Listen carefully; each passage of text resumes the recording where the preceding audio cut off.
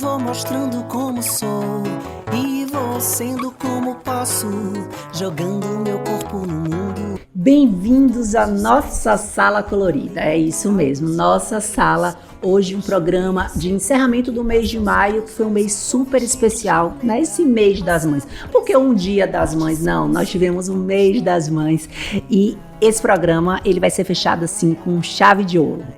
Antes de falar quem é a minha convidada, eu quero agradecer, a gente começa sempre agradecendo aos nossos patrocinadores, essas empresas que acreditam em projetos como o nosso, quanto é importante, né? E são empresas que estão preocupadas não só com a qualidade, os serviços, os produtos, os atendimentos, mas com o bem social. Porque patrocinar projetos como esse são pessoas que também estão preocupadas com o próximo. E a minha convidada, ela está diretamente ligada nisso, ao bem ao próximo e trabalhos sociais também. Então, a nossa convidada de hoje, ela tem um olhar sensível a essas causas sociais. Ela é graduada em medicina pela UFBA, especialista em mastologia desde 1998, é membro titular da Sociedade Brasileira de Mastologia e Federação Brasileira de Ginecologia e Obstetrícia. Ela é natural de Itarantim, mas está em Barreiras há mais de 20 anos. Parte importante, eu sempre deixo para o final. Ela é mãe do Arthur, da Bianca e da Clara, esposa do Pedro. Falou em médica de mama, o primeiro nome que vem na cabeça é quem? A doutora Alba Lima. Ah, que lindo! Alba Lima Dias. É verdade. Doutora, que alegria, viu? Que prazer, eu sei que sua agenda é, graças a Deus. Mas na hora que a gente fez o convite, você deu um jeitinho apertando ali e está aqui com a gente. É verdade. Eu primeiro quero agradecer você, o convite. Eu acho que essa sua iniciativa é maravilhosa. Eu acho que a internet hoje é realmente o veículo, sim, né, de expansão, acessível.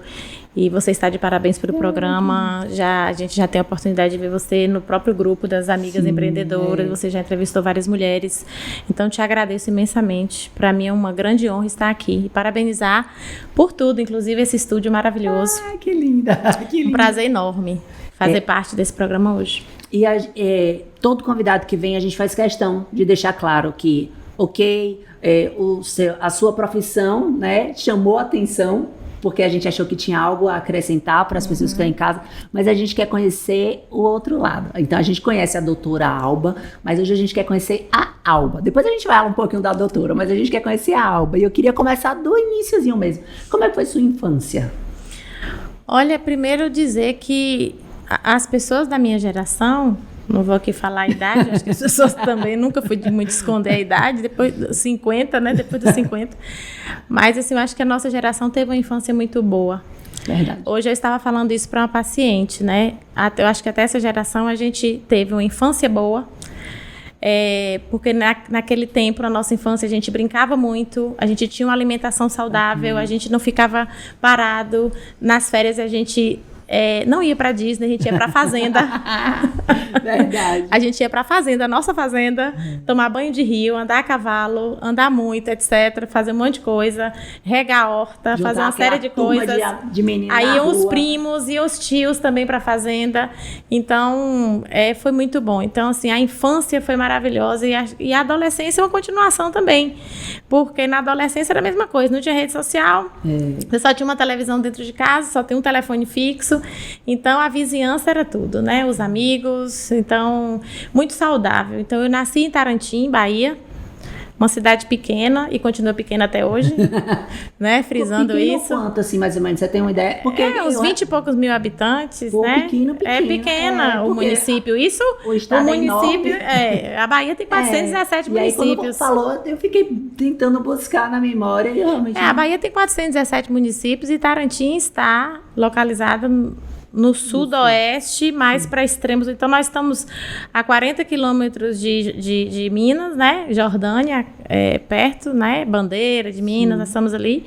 Mas nós estamos próximos também a Porto Seguro, nós estamos próximos do Espírito Santo.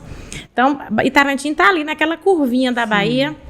né, já vizinha a Minas, vizinha ao Espírito Santo. Lá nós temos um outro relevo, que aqui nós temos a planície, né? Sim. Lá nós temos um relevo de montanha, inclusive minha terra tem a famosa Pedra de Três Pontas, muitos rios, né? Uma geografia diferente daqui. Sim. E ali nós crescemos, né? Minha mãe, que é carmelita, e meu pai Trajano, eles moram até hoje lá. Mamãe tem 83 e papai tem 88 anos.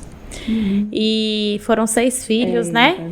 Que filhos? Papai e mamãe tiveram, mas eu tenho minha irmã, Cida, que ela é filha de papai. Quando o papai começou o relacionamento com mamãe, já tinha Cida de um outro relacionamento. Então eu tenho... Comigo são 7 irmãos, né? Minha irmã mora em São Paulo e meus irmãos estão distribuídos, porque é uma família grande, né? Então, em Tarantim não tenho irmãos, aqui nós somos 4, e tem uma irmã... Tem muitos irmãos. Eu tenho eles que me atraíram para cá, e minha irmã Carla mora em Salvador, e eu tenho meu irmão também que mora em Governador Valadares, né, em Minas. Então, meus pais passaram para nós que a maior herança que os pais podem deixar para os filhos é a educação. Então, nós fomos criados e educados nessa premissa de que a gente lutasse pelo nosso futuro, destino e tudo, mesmo papai sendo a pessoa que sempre lidou com fazenda e tal, lá é região da pecuária, mas nós saímos de lá para estudar em Salvador. Meu pai queria que a gente fizesse algo mais, porque meu pai sempre foi uma pessoa da cidade pequena. Meu pai fez só o primário e trabalhou a vida inteira com o vovô, sempre ajudando o primogênito de uma família grande. E naquela região, meu pai foi para Tarantim, porque na verdade meu pai nasceu em Brumado e eles cresceram, depois foram para Itapetinga, mas meu pai constituiu família, mamãe é de Encruzilhada, eles se conheceram em Itapetinga, foi um rebuliço, e foram constituir família em Tarantim, onde ali adquiriu-se terras e tal, e ali. Mas assim, na minha cidade, as pessoas, assim, a gente completava 15 anos, passava para o ensino médio, você só tinha a opção antigamente de fazer magistério. Sim. Né? Eis que a irmã de papai, tia Cisa, falou assim, você precisa levar os meninos para estudar fora, para algo melhor e tudo. E meu irmão, o primogênito Almir foi para Salvador e... né, consequentemente todos fomos aos poucos. Cordinha, né? É a cordinha. Assim, no interior. Exatamente. Vai o primeiro, vai lá, prepara o terreno e depois... Exatamente, e fomos. E na época, Salvador realmente, e para nossa região lá, Salvador é referência, muito diferente daqui. Porque aqui, para mim, foi muito diferente. Foi estranho, quando eu cheguei a Barreiras há 21 anos, perceber que Salvador não era a referência. A referência aqui é Brasília. E até hoje é uma grande referência. Sim. Hoje, morando aqui, eu entendo perfeitamente. Sim. As pessoas, né?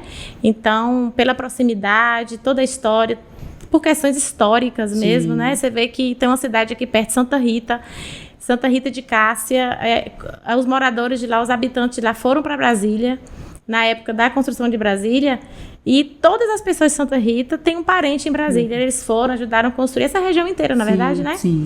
Então, hoje, Barreiras...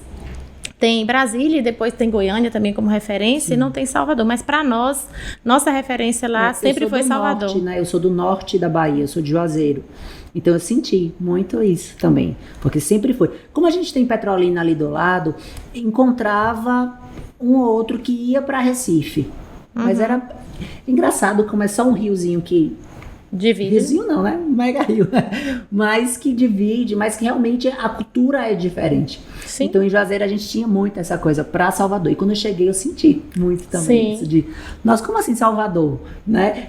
Não, a gente vai para Brasília, sempre Brasília. Eu também senti um pouco. E você, até hoje as pessoas falam assim, eu operei, eu fiz, por exemplo, um procedimento lá com o doutor fulano lá em Brasília. Você, sim, mas não é muito, né, a referência da gente e tal. Então, a gente tinha esse hábito em Salvador, fazia parte da nossa cultura de estudar, né, em Salvador. Então a gente saiu para fazer ensino médio, né, se preparar para entrar na universidade. Eu me lembro que um dia eu estava de férias em Tarantim e eu sempre sofri muito.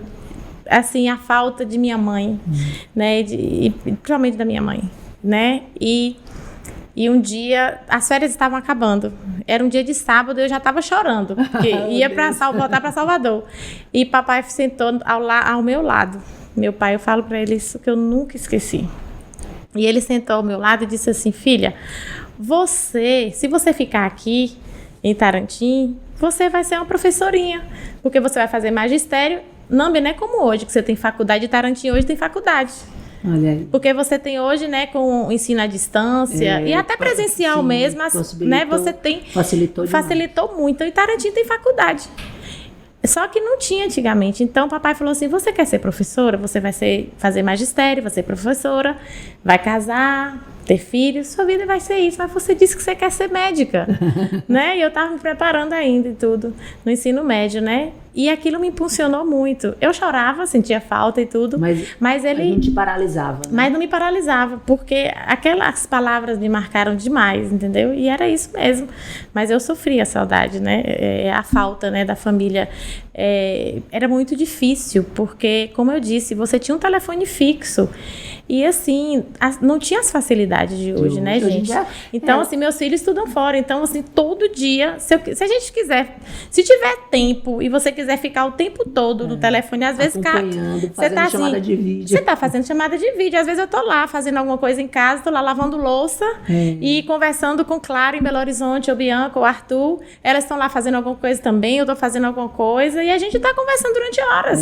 É possível, mas a gente não tinha essa condição toda. De telefone era muito caro. Você tinha um telefone fixo. Aí era assim, acho que eu vou falar uma coisa que muitas pessoas viveram na década de 80, de 1980. A gente ligava domingo, era mais barato, né? Porque de segunda a sábado era mais caro. Então tinha tudo isso. Então a comunicação era muito difícil, precária, né? Aí, claro, hoje você falou isso, eu lembrei, porque a minha irmã fez faculdade fora. Ela estudou em Campina Grande. Então, morávamos em Juazeiro, na Bahia, ela estudou em Campina Grande. E aí tinha isso. Do dia de ligar pra minha irmã, a gente ficava, eu então, muito apegada à minha irmã. Sim. Então a gente ficava, então a partir de tal hora, e às vezes eu dava ligadinho escondido, quando chegava a conta, minha falava assim: você tá ligando pra sua irmã? Chegava a conta, hoje a gente nem tem conta mais no telefone, né? A gente faz um rastreio. Você não tem nem pacote mais de conta de celular, né? Porque hoje tem gente que nem telefona mais, não é só via o Wi-Fi. Eu tenho uma prima minha que diz: ligação hoje é prova de amor. Ou algo realmente que aconteceu, você precisa falar, ou para provar que você ama, porque hoje em dia mandou uma mensagem. Mas uma mensagem de aniversário falada, fonada, ela tem seu valor, né? Eu tenho uma amiga que diz: não mande mensagem para mim pelo WhatsApp. Ela disse: é uma síntese, pronto, então. Né? E seus irmãos fizeram medicina também? Não, eu tenho um irmão que é dentista, que ele fez odontologia na UFBA também, como eu. Aí eu tenho meu outro irmão que é comerciante, eu tenho um irmão protético, todos eles moram aqui. Minha irmã é artista plástica e advogada, né? E meu outro irmão que mora em Minas também é protético. E minha irmã de São Paulo, ela trabalha na área de administrativa também e tudo. Sempre foi essa parte de comércio. Você falou que naquele conselho do seu pai, ele disse: você não quer ser médica? Então esse desejo de ser médica, isso vem já desde pequena? Desde sempre, assim. Às vezes a gente vê hoje que as pessoas não sabem muito o que querem fazer. Mas, assim, muito cedo eu queria. Então, papai tem irmão médico, né? A família de papai tem vários médicos. Mas, assim, ele tem um irmão médico, né? E, assim, tio Solon, né? E e meu pai foi o primogênito. Meu pai ajudou muito os irmãos, assim... estimulava muito meu avô a ajudar os filhos de maneira geral, sabe? Assim, a estimular em várias áreas, e até em relação à faculdade do meu tio, né? Então, assim, a gente tinha aquela coisa do tio médico, aquele tio muito querido, e meus tios, e na verdade meus tios todos muito queridos. Então, antigamente ai meu Deus, não posso nem falar antigamente, não vai pensar, o que é isso? Não, antes, o tio era aquele pai. Os tios, você olhava para os tios, eram como pais, sabe? Assim, eu me lembro que Quem me levou primeiro a uma festa foi meu tio, irmão de papai, irmão mais novo de meu pai, que era super festeiro, e ele chegou lá em Tarantim e tal. E Tarantim tinha muitos carnavais bons, que eram os micaretas de Tarantim e tal. Mas foi uma outra oportunidade, ele chegou e tal, e eu fui pra festa, primeira vez, com 15 anos, com meu tio, né? Então, os tios eram assim, a gente tinha aquele respeito pelo tio, sabe? Era dessa forma. E a tia era como se fosse uma segunda mãe também. As tias tinham as famílias eram muito juntas, muito unidas. E era assim, tinha abertura para chamar a atenção da mesma forma, entendeu? Na ausência dos pais e tal, tinha essa abertura, né? Então, assim, eu tinha esse tio médico tal, mas assim, eu sempre tive essa predisposição de estar com as pessoas, de conversar. As pessoas que me conhecem sabem que eu falo muito, converso. Na escola era assim, a Alba é uma boa aluna, dona Carmen, mas conversa muito, conversa demais. Bianca é como eu, então quando aconteceu isso aqui, da Bianca no Enigma, na Copeb, teve quem puxar, mas assim, e eu como católica, teve um período da minha adolescência que eu era legionária de Maria. E uma das nossas atividades semanais era toda sexta-feira à tarde, a gente visitar, ou um outro dia da semana, a gente visitar os doentes no hospital municipal de lá. E a gente visitava também os doentes, algumas pessoas em casa, que tinham dificuldade de locomoção e tal. Então a gente fazia esse trabalho, né? Então a gente ia visitar, e assim, adolescentes, né? Que a gente tinha um grupo, né? A Legião de Maria tinha as pessoas mais velhas e tinha também os adolescentes, e a gente fazia esse trabalho social. Então, assim, eu ia para o hospital para visitar as pessoas já com 13, 14 anos e tudo.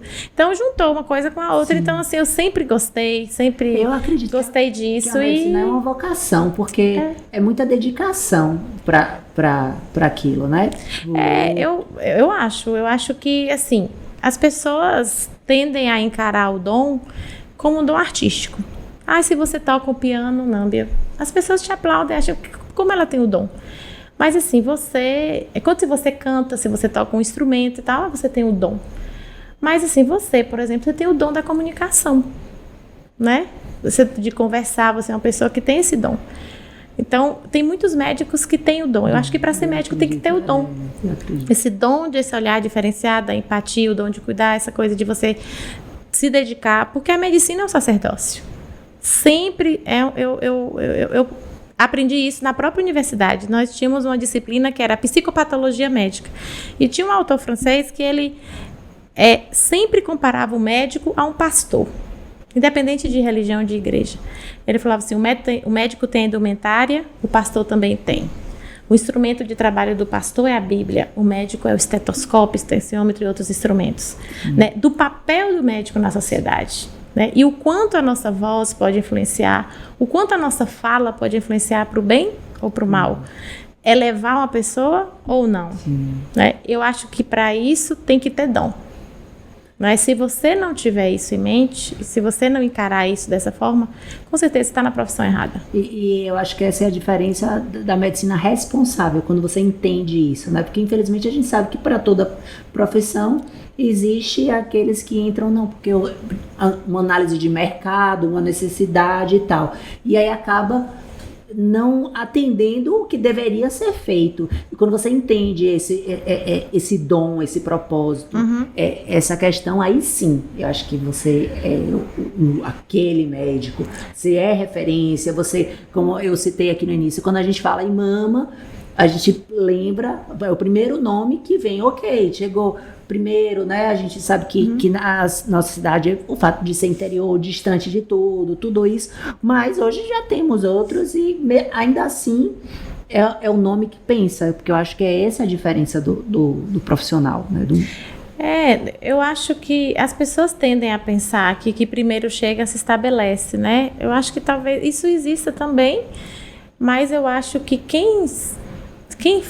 a gente que está do outro lado da mesa como médico, sim, e fazendo da forma como a gente faz, a gente vê que não é só isso. Não. Porque eu acho que a gente pode falar também um pouco, você pode falar de como você faz a sua atividade, sim, e como você se dedica a ela.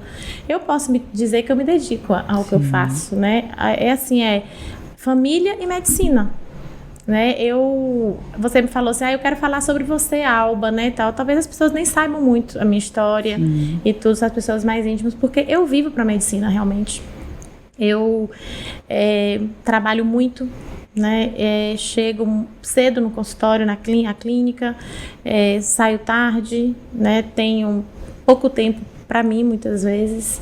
A gente sabe que o paciente tem sempre alguém nos esperando, né? A sala de espera, então tem sempre. E hoje com a rede social ainda tem os outros acessos, né? Sim. Então você às vezes termina o atendimento e você tem que ficar na clínica, porque você tem que responder uma dúvida, você tem que fazer um relatório, a paciente faz alguma coisa, já deixa com as colaboradoras, as nossas assistentes, aí eu vou responder no final do dia, à noite.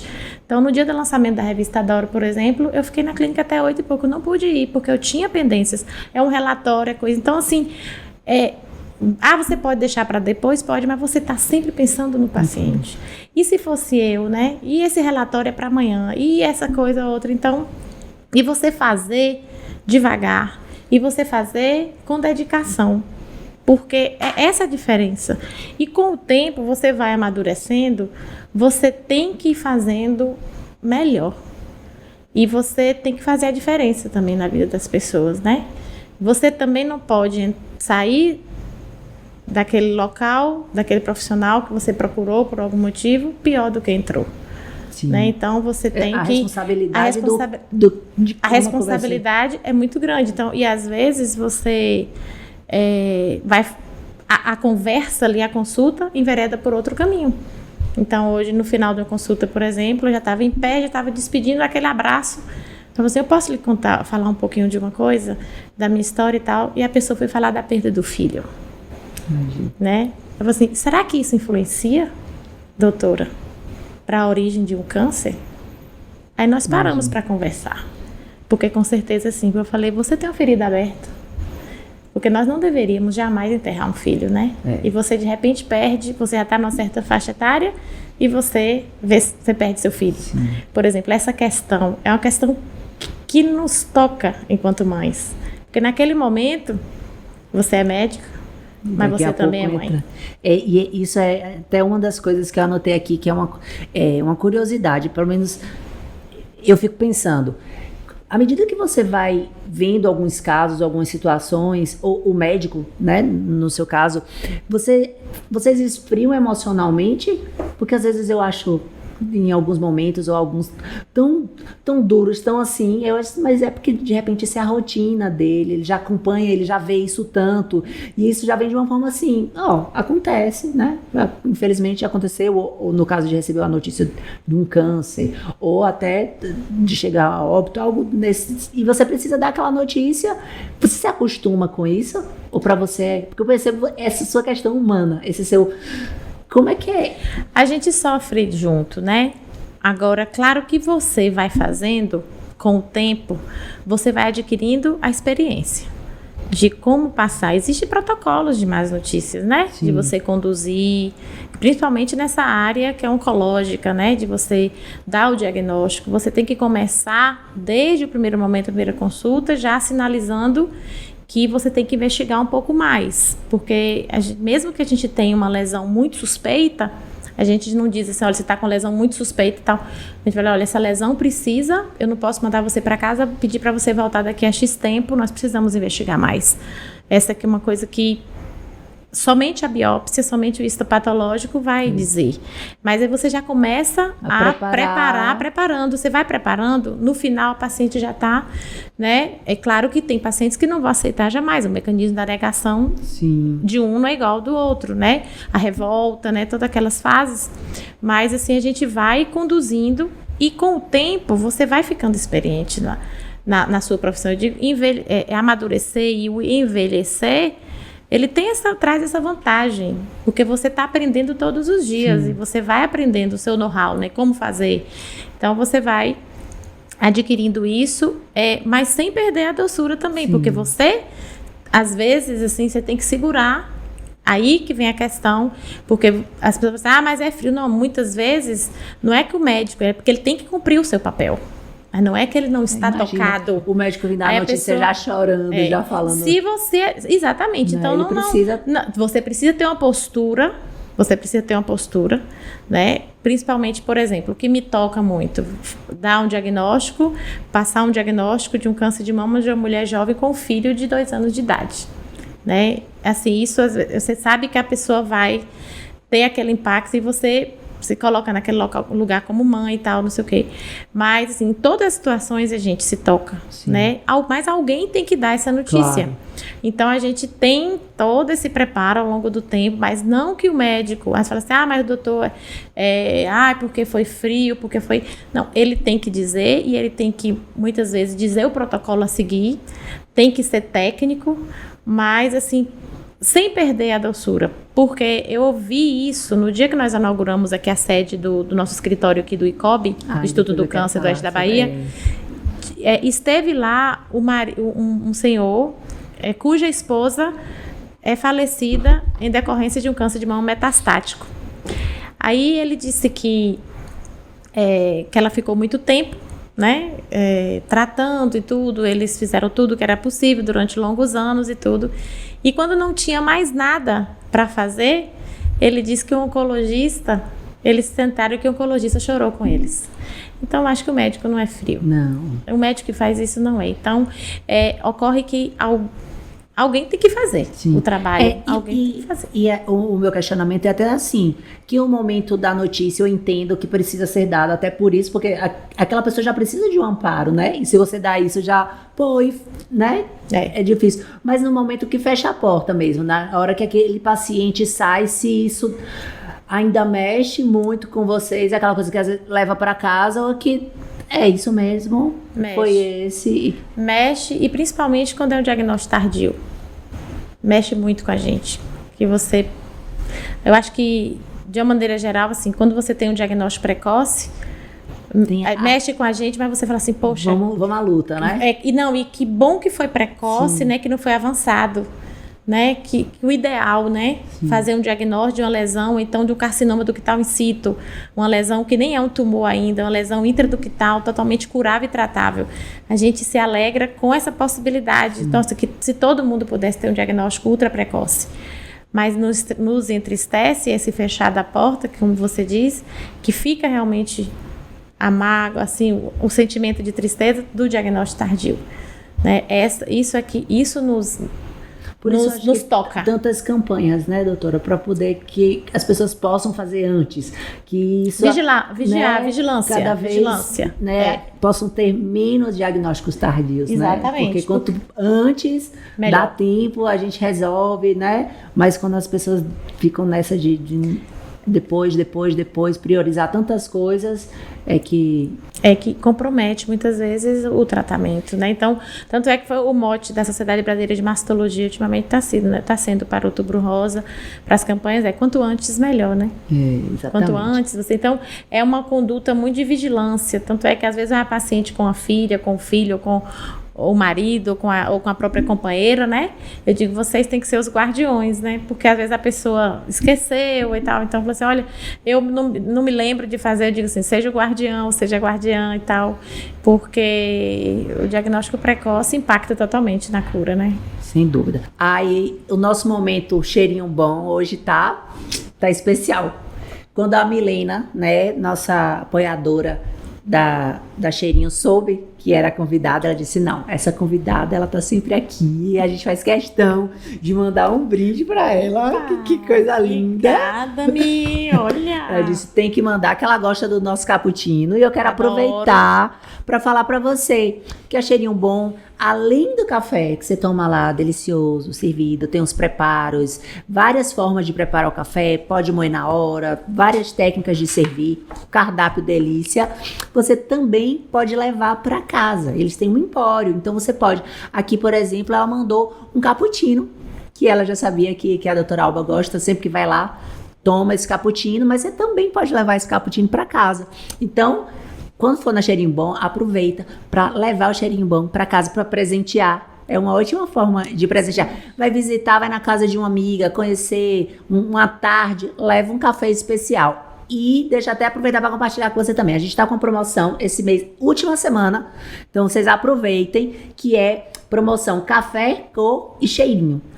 Então, toda vez que você for lá tomar seu café, tomar seu cappuccino, você diz que quer participar da promoção, elas vão te dar um cupomzinho, você assina, coloca seus dados bonitinho, que na primeira semana de junho a gente vai fazer um sorteio e vai ver quem é esse sorteado que vai ganhar um lanche lá, com direito a acompanhante, e eu vou estar participando. E não é porque vocês querem tomar um café comigo, eu já falei, eu que quero tomar um café com vocês, se vocês me deem essa moral. Ótimo, obrigada, viu, Mi? Amei, beijo.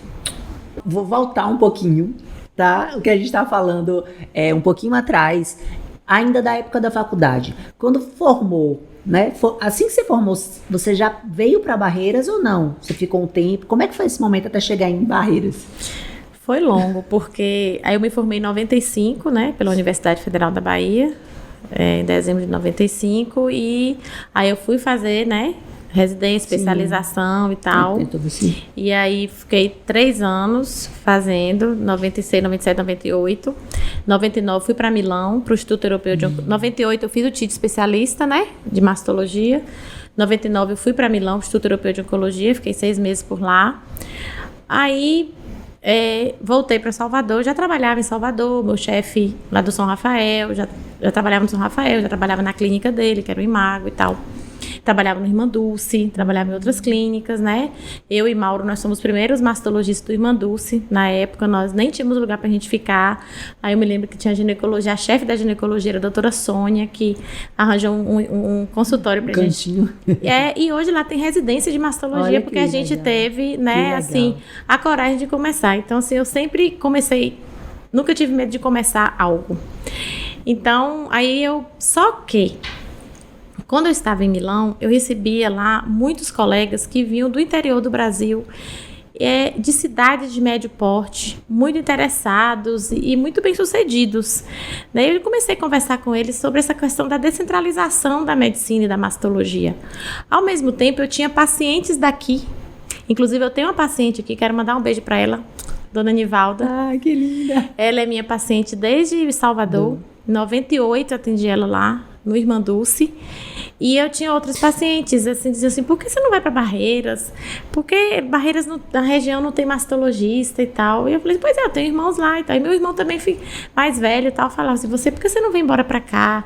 E tudo, já tem, começar aquele inchaço de médico em Salvador. Sim. Mesmo você estando trabalhando aí numa equipe de referência e tal. Aí juntou tudo. Quando eu voltei de Milão, eu tive aquele choque cultural reverso, né? Depois que você passa um tempo fora e tudo. E aí eu já tinha conversado com alguns colegas. E aí também aconteceu que o meu chefe lá queria que eu ficasse lá. Só que eu já estava casada. E eu digo assim, e Pedro não queria ficar. Então, eu digo assim, que o casamento estava bom, porque se não estivesse, seria aquela gotinha que transbordaria o copo, né? Então eu falei, então eu vou voltar para o Brasil. Só que ele trabalhava no Hospital São Rafael e ele já tinha também ido para Milão para fazer um trabalho e tudo, apesar de eu estar em outro hospital, né? Nessa eu voltei pro Brasil, né? Mas assim, não é que é contragosto, mas sabe aquele gostinho assim, sim, né? Não, vamos.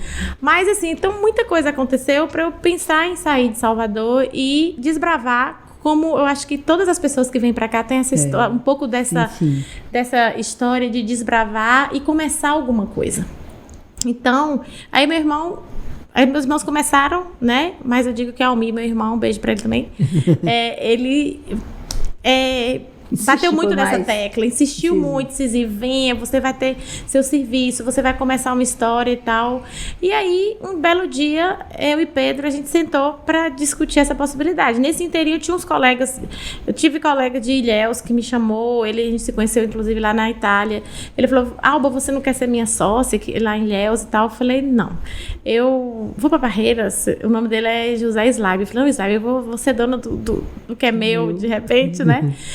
Muito agradecida a ele e tudo, mas enfim, aí aconteceu que em 2001 eu comecei a vir para cá, atendia em Salvador, atendia aqui, e meu marido trabalhava no Hospital São Rafael, na área administrativa, né, no CPD e tudo, criando analista de sistema sênior da empresa. Só que aí eu vim, atendi aqui e atendi em Salvador. Só que a distância é muito grande. Eu vim, aluguei o consultório na antiga clínica São Vicente de Paulo, né? Foi quando eu conheci Rosane, Dr. Nelson. Ela é uma pessoa maravilhosa, minha amiga até hoje. E fiquei nessa. Só que não deu mais, porque a demanda e assim, Salvador é muito distante. Eis que um belo dia, nessa história de porque não tinha voos como hoje. Isso em 2001, aí eu engravidei de Arthur. É isso que eu perguntava. Eu engravidei de Arthur, 2001, né? Pedro morando lá, eu também morando lá, mas vinha, ficava uma semana aqui e 3 lá. Aconteceu que eu engravidei e eu falei, e agora? Continuei vindo. Nessa história de voltar, eu fui, nosso ônibus, nosso leito, que na época era o Cama Bus, foi assaltado. Meu Deus. Na Real Expresso, eu sofri um assalto grávida do meu filho, que hoje tem 21 anos.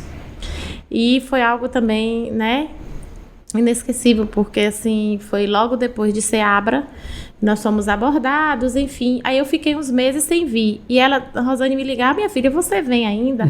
Falei, venha, não se preocupe, pagava aluguel todo e fiquei todo mês, mas eu fiquei 6 meses sem vir. Aí eu vim com o Arthur com 2 meses de vida, em maio de 2002. Ele nasceu em março, então agora 21 anos que eu fiz, agora dia 11 de maio que estou aqui.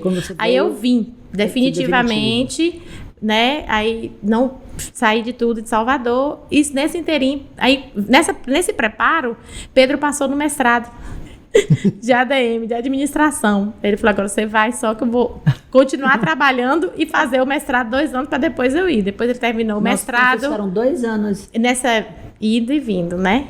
Então, ele vinha, e na época, lembra que teve aquele período que não tinha estrada direito, que a estrada acabou, e tudo na facilidade de hoje, gente. Por isso que eu digo assim, que a gente insistiu, a história de muita labuta. Sim.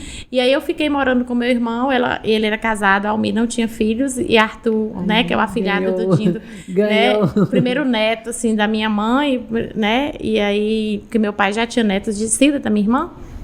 Mas Arthur, aquele queridinho de todos os tios daqui que não tinham filhos, né, me deram um suporte muito grande emocional, porque Pedro em Salvador e tal. Sim. Mas assim, e aí Pedro, antes de vencer o mestrado, eu engravidei das gêmeas.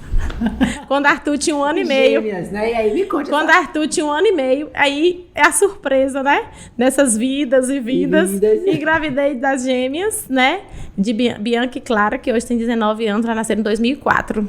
Aí foi que eu te falei, doutor Cari, fui fazer ultrassom quando eu vi os 2 embriões. Eu fiquei tão nervosa que eu acho assim que aquilo marcou mais do que o próprio parto das gêmeas, que eu fiquei, gente, aquele dia eu me lembro como agora, até a roupa que eu estava, entendeu? Foi assim, meu Deus do céu. Uma notícia de gêmeos, realmente. Notícia de gêmeos, uma coisa que marca.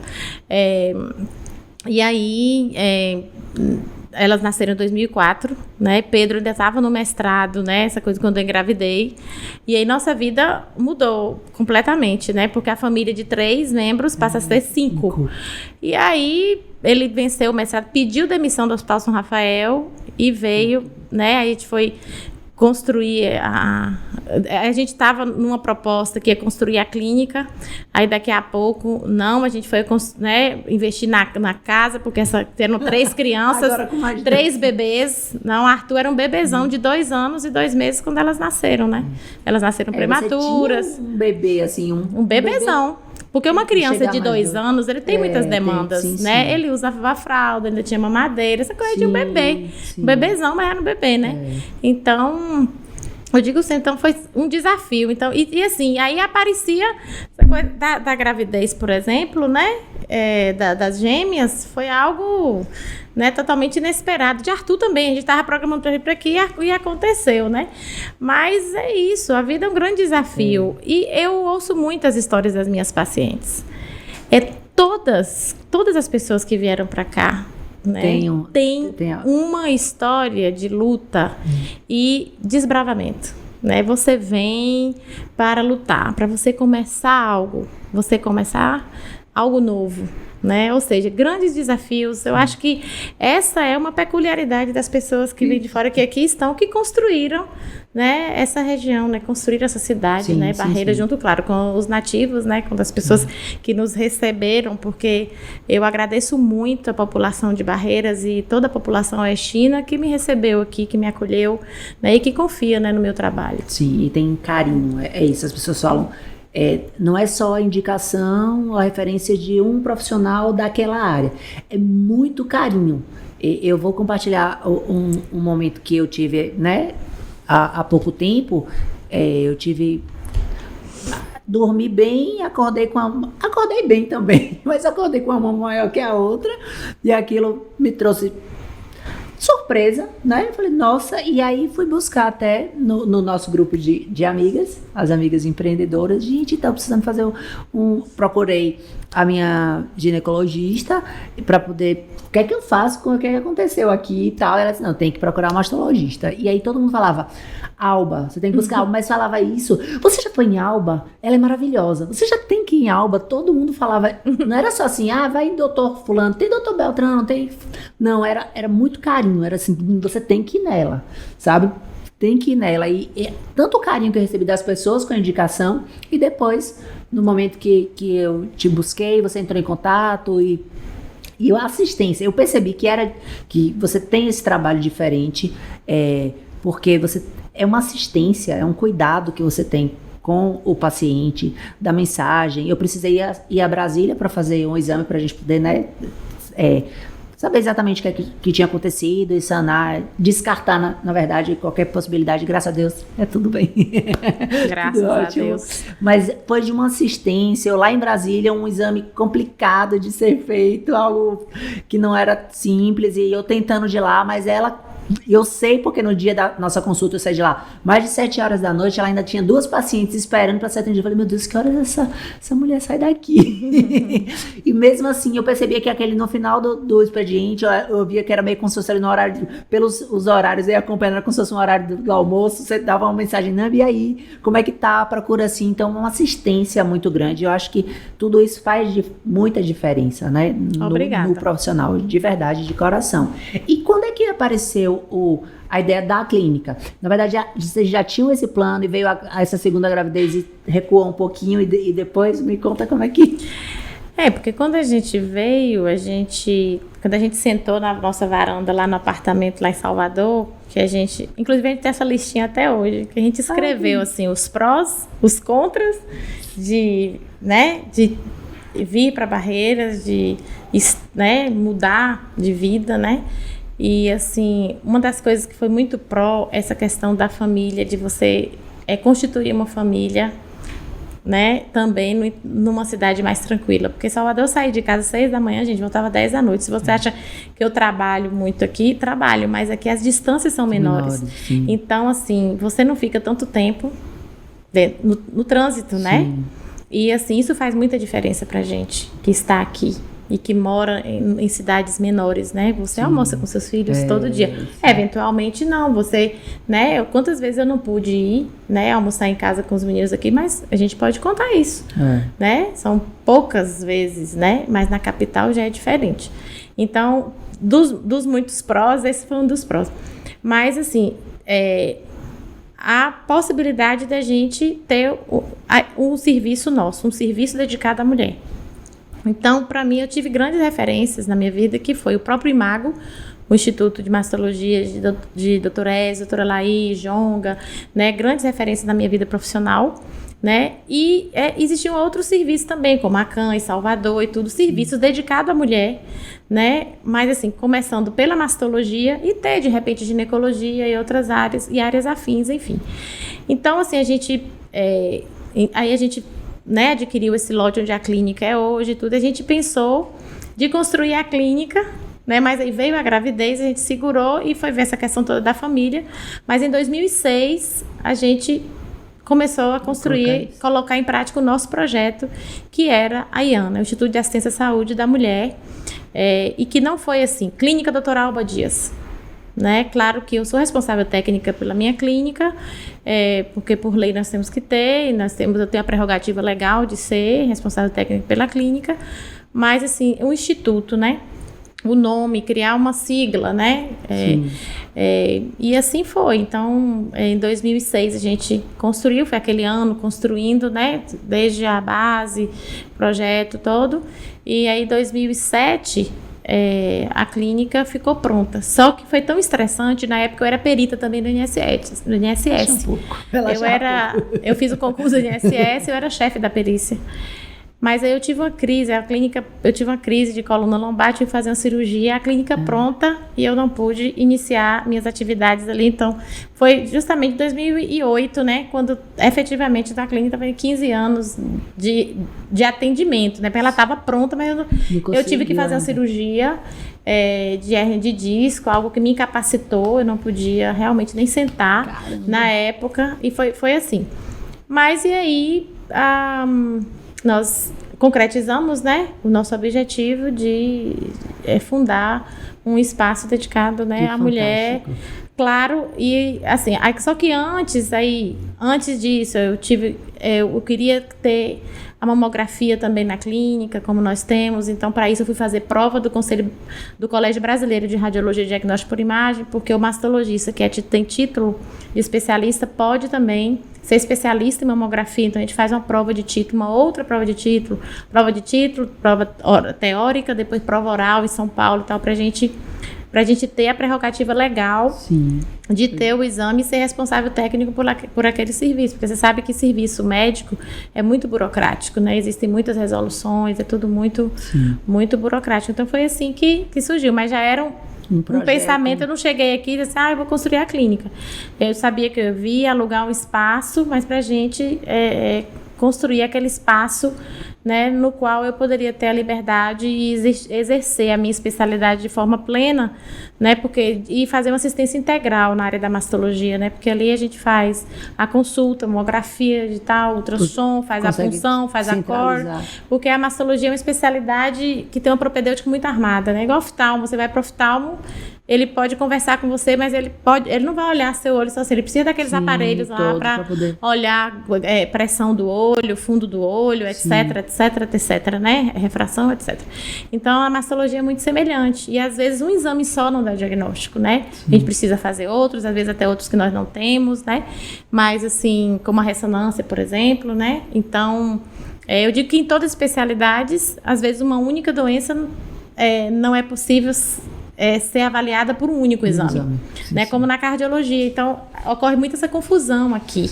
Eu vejo muito em relação à mastologia. Doutora, eu vou fazer mamografia se eu já fiz ultrassom? Ou então, eu vou fazer ultrassom se eu já fiz a mamografia? No meu caso mesmo, eu precisei. Primeiro, a gente fez a ultrassom, identificou que tinha o líquido. Depois disso, vamos para a ressonância para poder, né, entender como é que estava. No meu caso, foi a questão da prótese. A gente identificou, né, que quantidade de líquido e tudo para ver. E depois como disso, vamos para a punção para poder aí tirar. Para fazer o exame específico. Né? Porque não a punção em si. Mas, assim, então, ocorre que tem muito isso, aproveitando para dizer, né, que eu acho que a gente aproveita para chamar a atenção das mulheres para essa questão, porque a paciente, quando questiona isso, eu falo essa frase: uma única doença às vezes precisa de mais de um exame para avaliá-la, para diagnosticá-la, né? E olha na cardiologia. Eu falo, olha, você vai para o cardiologista, você faz um eletrocardiograma. Mas se você quiser avaliar as válvulas, se você quiser ver até as medidas do coração, ele vai ter que fazer um eco. Se você tiver uma isquemia, ele vai colocar você na esteira para fazer o teste ergométrico, para avaliar, entendeu? E se você tiver alguma coisa que indique isquemia, você vai fazer uma cintilografia miocárdica e depois vai fazer o CAT, o cateterismo. Aí tem Holter, tem mapa. Então, olha a quantidade de coisa. Aí hoje tem angiotomografia. Então, na cardiologia... No ultrassom. Então, assim, às vezes você dá um diagnóstico só com o exame, mas às vezes não. E às vezes, por exemplo, você faz um ultrassom, você tem lá um tumor suspeito, mas... E se tiver, aí já é um ultrassom, por exemplo, IRADS 4C, sim, com uma lesão muito suspeita, mas se tiver calcificações ali adjacentes, alguma coisa, já o ultrassom não vê, eu tenho que ver na mamografia. Então, cada exame vê uma coisa, a paciente sempre quer saber. Doutora, qual é o melhor? Eu falo, depende do que eu quero avaliar. Claro que o primeiro é a mamografia a partir dos 40 anos, né? E as outras mulheres, as mulheres mais jovens também têm que estar atentas a fazer os seus exames, ultrassom e tudo, acho né? que ainda é uma dúvida. A partir de quantos anos? Eu estava esses dias com a amiga e ela estava nesse questionamento. Já faço, não faço 50, 40, tô sem saber quando a mamografia. Então, o ideal... E você chamou a atenção para algo que é confusão mesmo. Porque o Ministério da Saúde e no SUS, a mamografia é instituída a partir dos 50 anos, a cada 2 anos, né? E a Sociedade Brasileira de Mastologia e o Colégio Brasileiro de Radiologia não assinam isso. Então, a gente defende que a mamografia tem que ser feita a partir dos 40. E era assim antes. Só que em 2008, com a crise econômica dos Estados Unidos lançou lá que eles iam fazer mamografia por questões econômicas. E foi encomendado um estudo de ordem econômica para decidir isso. Não foi um estudo de ordem técnica da saúde. Não foi a Secretaria de Saúde, o Ministério da Saúde lá que entendeu, né, que não fez esse estudo.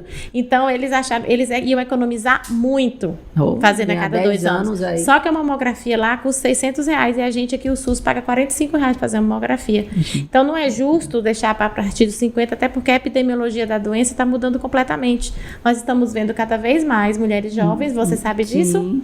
Quantas mulheres jovens estão tendo, né? Mulheres abaixo dos 50, não, abaixo de 40, as muito jovens.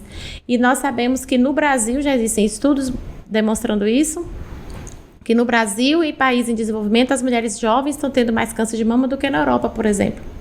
Entendeu? Então, assim, principalmente em relação à alimentação, hábitos de vida, alimentos processados, então em relação à Europa, porque na Europa a pessoa tem uma alimentação mais saudável, né? Sim. Então, assim, nós temos esses dados. Então, nós estamos vendo que a incidência, o número de casos novos tem aumentado em todas as faixas etárias. Não tem por que inclusive nas mais jovens.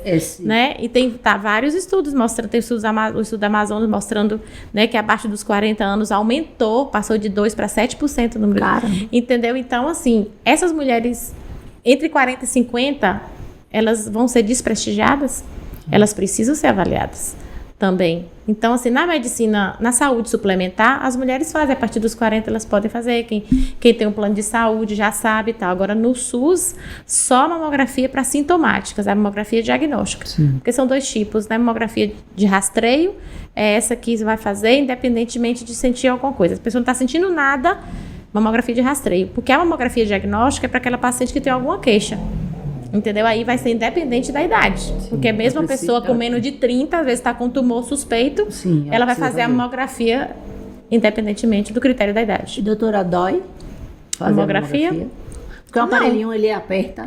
Ele comprime. Quem tem implante, né, dói, comprime até um pouco menos, né, quando faz com a prótese, porque também existe a manobra de Eckland, que a gente empurra um pouco o implante e faz dessa parte anterior do tecido mamário propriamente dito. Mas, assim, é uma compressão, né? Eu evito falar aperto, né? Porque, inclusive, a placa acrílica faz a compressão mamográfica.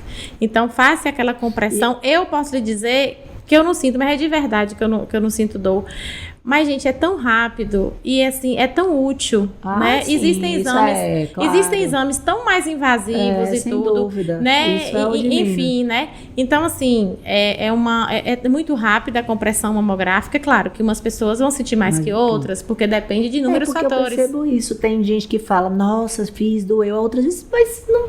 Aí umas ficam, será que o aparelho que você fez é porque eu acho que o meu era um aparelho mais antigo, ou em tal lugar é um aparelho mais assim, eu fiz Salvador, fiz aqui, não, fiz aqui na clínica.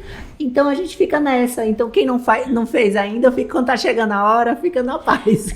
Verdade seja dita, o que não pode é ser totalmente indolor. Tá? Porque assim, porque o que acontece? Você vai comprimir um pouco, às vezes não é nem a dor em si na compressão, é porque a gente tem que puxar um pouco a mão para frente, esticar um pouco, e às vezes estica um pouco a pele, porque o acrílico, a bandeja compressora, ela tem que raspar o gradil costal, porque a gente tem que pegar o que está lá atrás. Sim. Se você pega só na frente e comprime ali, e comprime pouco, você perdeu 2 centímetros de mama lá atrás. Sim. E lá atrás que é importante a gente ver, Sim. porque o que está na frente pode se tornar palpável rapidamente, e o que está na parte mais posterior, próximo da parede torácica.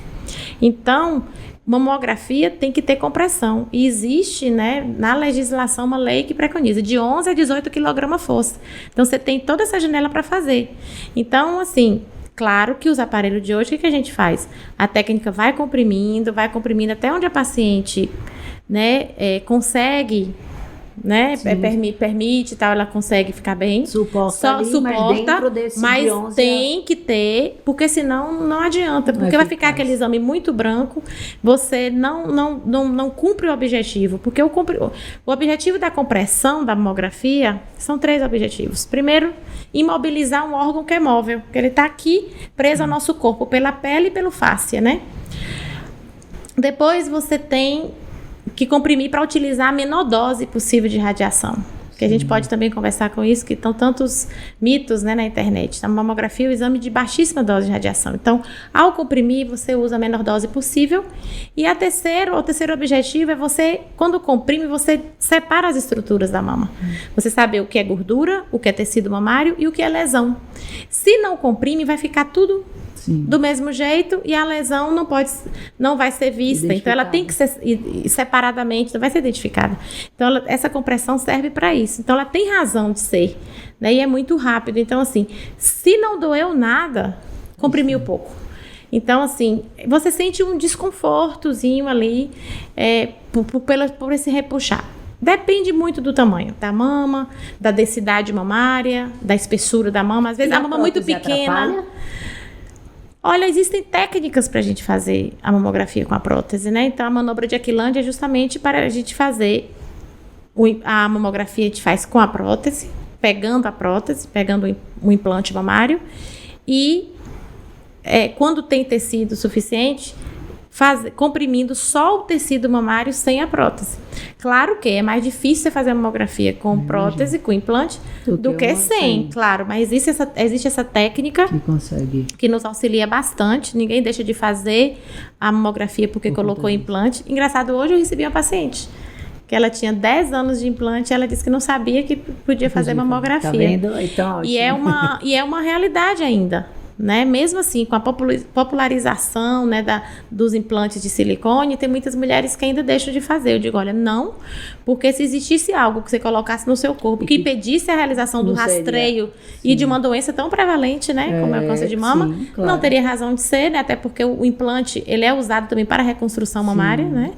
Então, chamando a atenção para isso.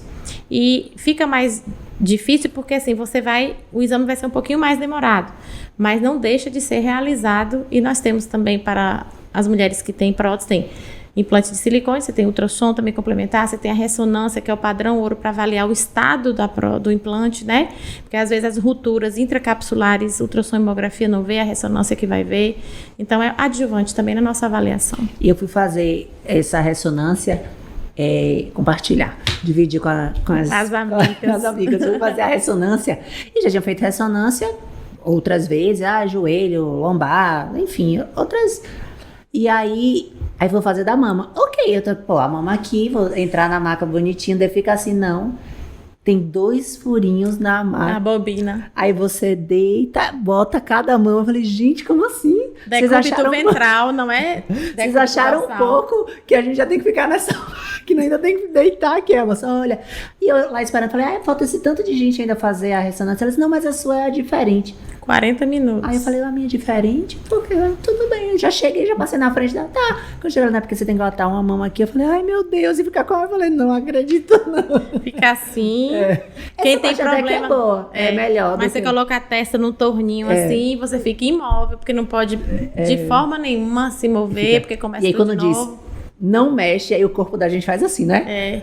Impressionante. Engula, você não engole. Na avaliação do exame da tireoide. Quando fala assim, olha, respire bem, aí você quer puxar o ar, já não consegue.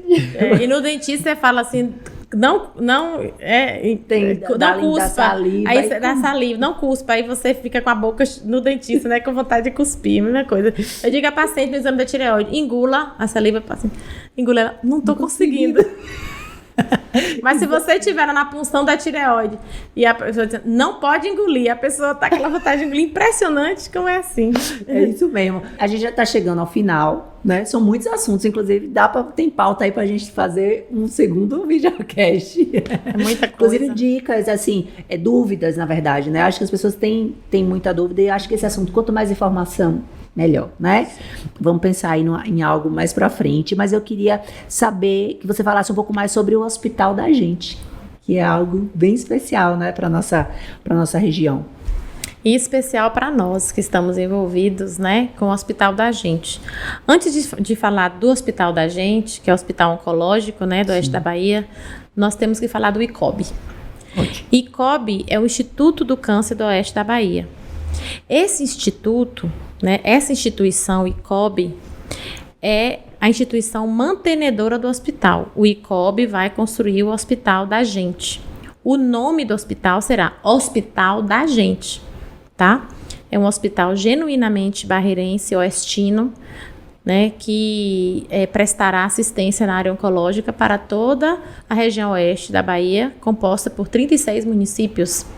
Mas, para além disso, o Matopi, né? Porque é o oeste da Bahia, mas nós temos uma parte do sul do Maranhão, Piauí, né? Tocantins, que com certeza convergirão para cá, né? Sim. Porque nós temos também essa parte aqui, nós estamos numa região fronteiriça.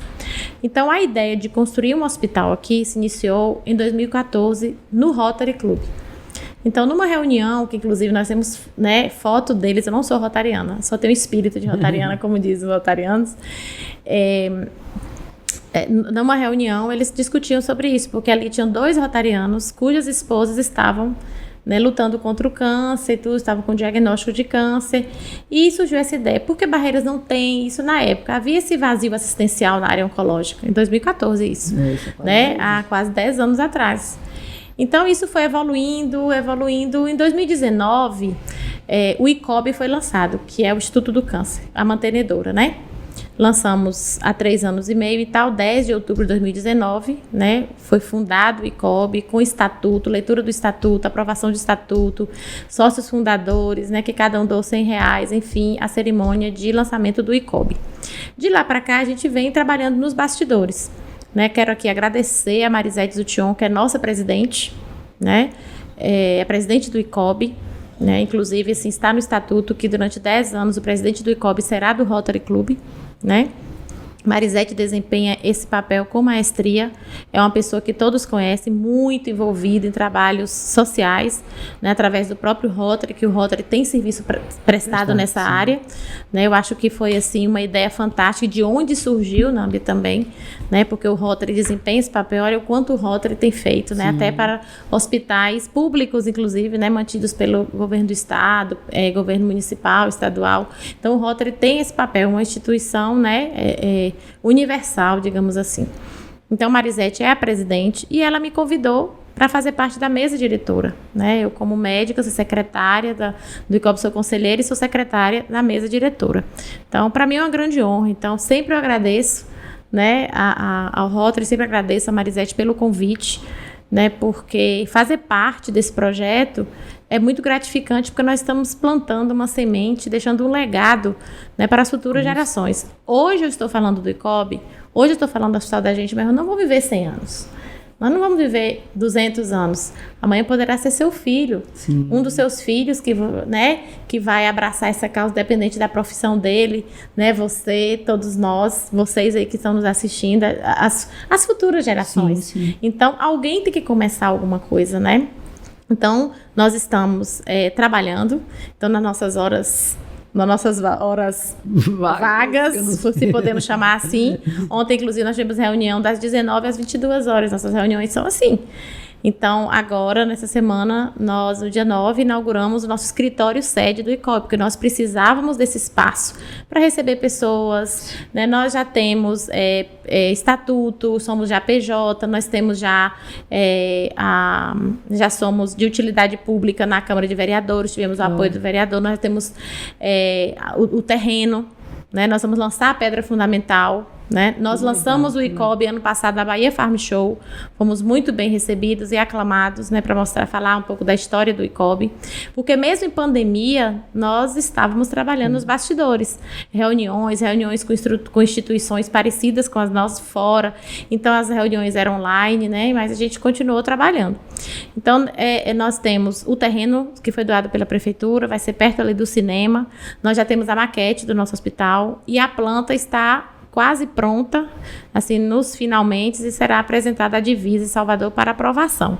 Claro que é muito complexo, né, você construir um hospital. De onde virá esse recurso? De onde está vindo, porque nós já temos doações? De todos nós. Por isso que o nome do hospital é da gente, não é meu, não é seu. É de toda a população do oeste da Bahia. Nós lançamos a campanha também no dia 9, que se chama Doar Transforma.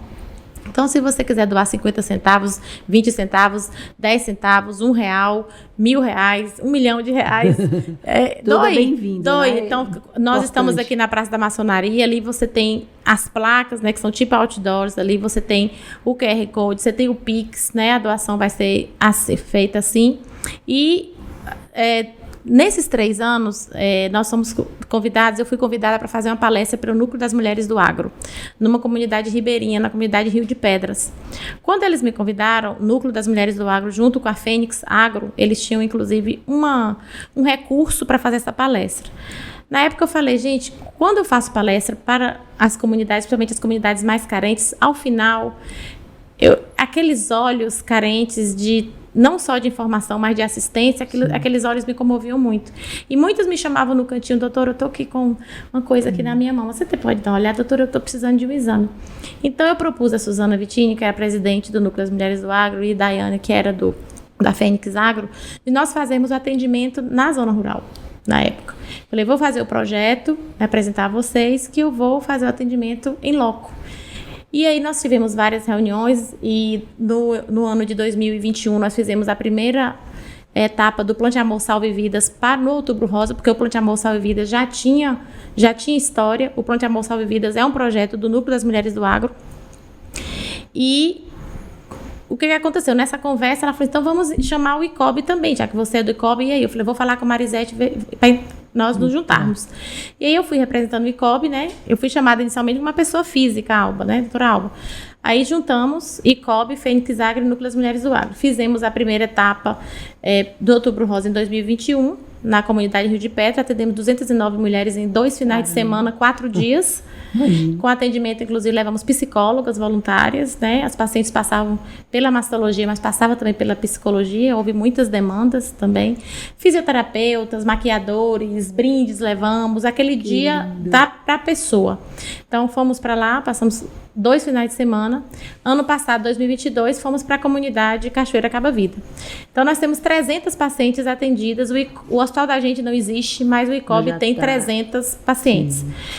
O projeto consistia em examinarmos e essas pacientes saírem com a solicitação dos exames. A clínica São Camilo, inclusive, doou exames. Então, assim, as pacientes tiveram acesso a todos os exames. E uma dessas pacientes, da primeira etapa, da 209, na comunidade Rio de Pedras, já saiu com minha suspeita de um tumor. Então, ela já saiu com todos os exames do consultório e ela, com menos de 60 dias, ela já estava sendo tratada como preconiza a lei. Porque qual era o objetivo? Diagnosticar, uma vez diagnosticando um tumor, deixar essa paciente pronta para ela ser regulada para uma unidade de alta complexidade de oncologia, como ela foi, né? Paroxítide de Maltese, mas toda pronta, biopsiada, com exames de estadiamento feitos, né? Então, foi uma grande conquista. E o nome do projeto é maravilhoso, Plante Amor, Salve Vidas. A vida dessa paciente foi salva, porque ela tinha mais de 4 anos que não fazia exame, e ela, há 27 anos, ela havia tido o diagnóstico de câncer na outra mama, e ela não tinha mais aquela mama. Ou seja, quando seria diagnosticado aquele tumor? Com certeza. Então, isso nos impulsiona, porque nós fizemos já Outubro Rosa 21, 22, e nós vamos fazer outra comunidade também agora 2023. Então, a gente começa fazendo o trabalho de prevenção junto à comunidade, mesmo não existindo a estrutura física, é o ICOB itinerante, né? E assim, o nosso objetivo é que no máximo 5 anos, no prazo de mais de 5 anos, a primeira etapa esteja construída para nós fazermos justamente prevenção, diagnóstico e quimioterapia. A radioterapia só depois, a parte de internamento mesmo, porque é muito complexo você construir um hospital, né, com tudo. Então, nós vamos fazer... O nosso objetivo é fazer por etapas, né? Porque precisa. Quando o ICOB foi lançado em 2019, existiu vazio assistencial nessa área, né? Hoje nós sabemos que o HO foi ampliado, temos ali acho que 10 ou 12 cadeiras, mas não dá conta de 1.250.000 habitantes, que é a população dos 36 municípios, né? Sem falar a fronteira, né? Pacientes que vêm. Você vê que a gente atende sempre pacientes de Corrente, de Cristalândia. Eu tenho pacientes aí do Piauí e tal. Então, não dá conta, não daria conta. E o objetivo é ser filantrópico, começar, porque você sabe que mesmo o hospital tendo toda a estrutura, a gente começa, não tem o credenciamento imediato, você tem que levar alguns anos para você credenciar SUS e tudo mais. Nós fizemos visitas técnicas, inclusive, ao Hospital da Criança de Brasília, Hospital de Base, fomos muito bem recebidos e eles adoraram a ideia, nos apoiaram e nos apoiam, porque, claro, muitos dos nossos pacientes, como você mesma disse, Brasília é referência. Muitos pacientes, mesmo pelo SUS, vão se tratar em outro estado. E quando você tem um outro, você desafoga um pouco, você divide pouco, claro. Né, e você consegue atingir. E é fantástico. E é o que você falou. Acho que muitos projetos não são iniciados porque com essa ideia de que, mas eu não vou ter tempo de terminar. Então, não está pensando no que, não, ok, que ainda que eu não usufrua disso, mas existe um legado, algo que né, alguém precisa começar. Então, quando começa assim um projeto desse nível, é fantástico, né? Essa semente, e que já vem germinando, né? Como você acabou de falar, sim, tudo que já tem feito, e aí vem toda uma geração para continuar e que todas essas etapas possam ser cumpridas. Então, realmente, que Deus abençoe. Amém. Isso, que a gente puder contribuir de qualquer forma, a gente vai estar assim empenhado com isso, e fiquei muito feliz. Eu vi ali no grupo das amigas, e aí falei, caramba, quero aproveitar essa oportunidade pra gente conhecer e poder passar adiante isso, porque acho que graças a Deus as pessoas têm assistido, têm compartilhado, e a nossa ideia principal é essa, né? Sim. Passar esse tipo de informação, crescer isso e poder contribuir na vida dos outros. Das pessoas, com certeza. Amei nossa conversa, conseguimos realmente extrair Alba. Esquecer ali por um tempo da doutora, já tá chamando aqui, ó, na intimidade. Mas nosso programa tem um momento, um quadrozinho, um final, quando a gente tá chegando nos finalmente, que é para falar um pouco de... Eu sou consultora de imagem, a gente não é um trabalho só de imagem, pelo contrário, o que a gente menos falou aqui foi sobre isso, mas a gente tem que compartilhar essa brincadeirinha com vocês. Antes de começar, é um quadro chamado Com Estilo ou Sem Estilo. Perguntas e respostas, coisas rapidinhas. Se for sorteio, se você cair na cartinha com estilo, a gente vai falar um pouco para conhecer um pouquinho o seu estilo. Se for sem estilo, são perguntas bem aleatórias.